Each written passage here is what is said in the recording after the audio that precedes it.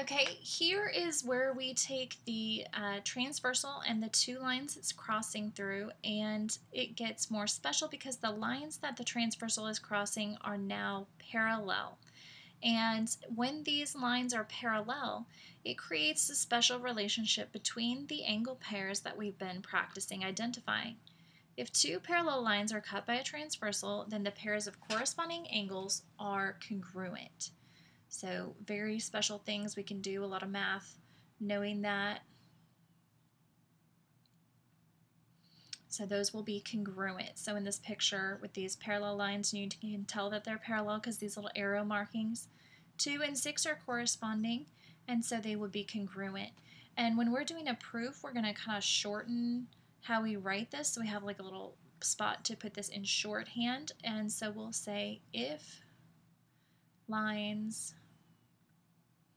parallel, then corresponding angles congruent. So as we're doing proofs, we would write that to shorten it down. That's the corresponding angles theorem. The alternate interior angles theorem says if two parallel lines are cut by a transversal, then the pairs of alternate interior angles are congruent.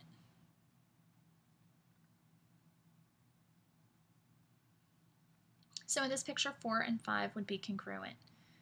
So if lines parallel, then alternate interior angles congruent.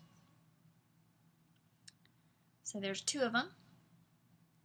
Here's the other two. If lines are parallel, or if two parallel lines are cut by a transversal, then the pairs of alternate exterior angles are congruent. They're not all congruent though. So here we go. What I meant was the next one. Same side interiors, those are not congruent. So my shorthand, if lines parallel, then alternate exterior angles are congruent. And it's very important that you realize, the lines have to be parallel first for you to say this.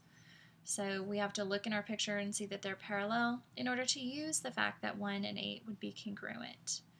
And then this would be the reason we would say, to be able to say that 1 and 8 are congruent. The fourth set here, these same side interior angles or consecutive interior angles are going to be supplementary. And notice in the picture, a lot of the time you can even, it's kind of a hint to even look. 3 and 5, you don't want to go by what the drawing always looks like, but 3 is acute and 5 looks obtuse, and so, we don't think that they're probably not going to be congruent. They are supplementary.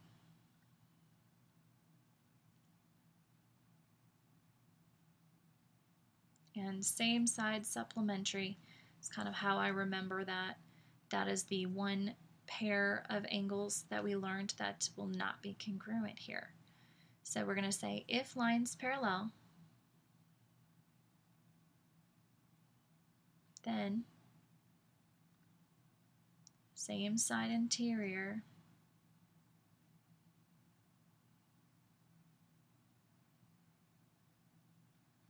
angles supplementary.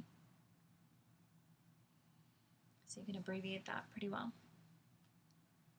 So here we're going to use some of these rules. It says if measure of angle 7 is 75, so I'm going to go ahead and put 75 down here.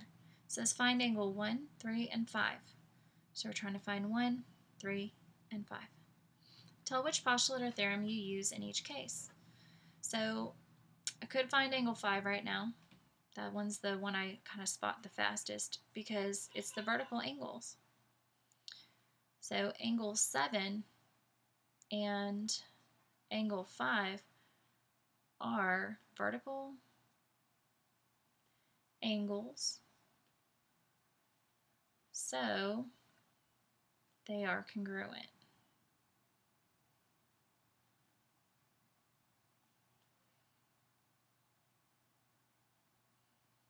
So angle 5, 75 degrees. So that's kind of how I know using vertical angles congruent. 7 and 3 are related because they are corresponding angles.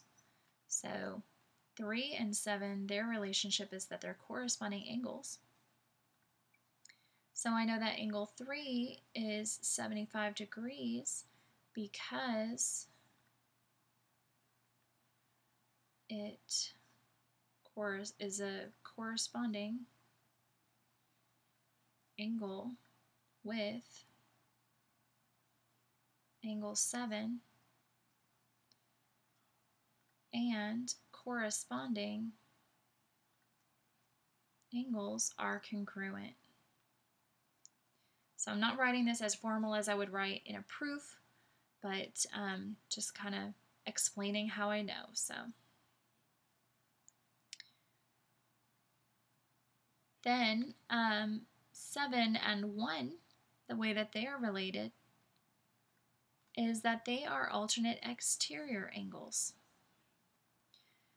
So I know that angle 1 is 75 degrees by the alternate interior or alternate exterior. Those are alternate exterior angles. So using the alternate exterior angles theorem, I'm able to say that angle 1 is 75 degrees because it's alternate exterior with angle 7. So I'm just going to add angle 1 and 7 here just to say those were the alternate exterior angle pair that I was using. On this problem, it says the measure of 3 of the numbered angles is 125. Identify the angles and explain your reasoning. So if 125 is right here, I know that angle 1 is 125 degrees because vertical angles are congruent. That's why I know about angle 1. I also know that angle 7 would be 125 degrees, and that is using the corresponding angles postulate that we looked at where the corresponding angles were congruent. And I could also know that angle 5, and it's funny that this was the last one I noticed because those alternate interiors are my favorite ones. 125 and 5 would be alternate interior angles. So angle 5 is 125 degrees because of the alternate interior angles theorem. And then the last one is just to find the value of x here.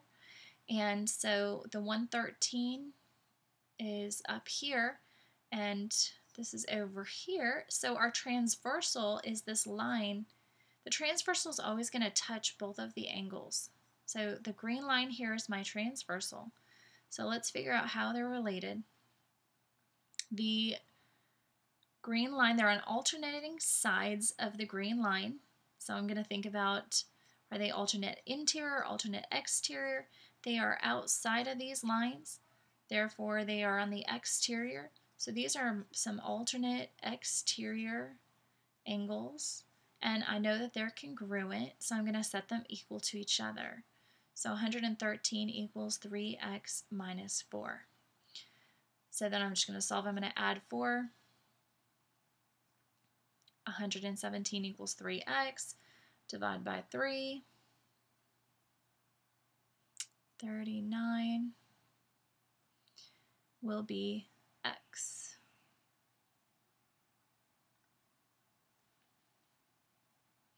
There's more videos with solving problems like this that I might add from other notes that I've had in the past, just in case you would like to see more of these samples.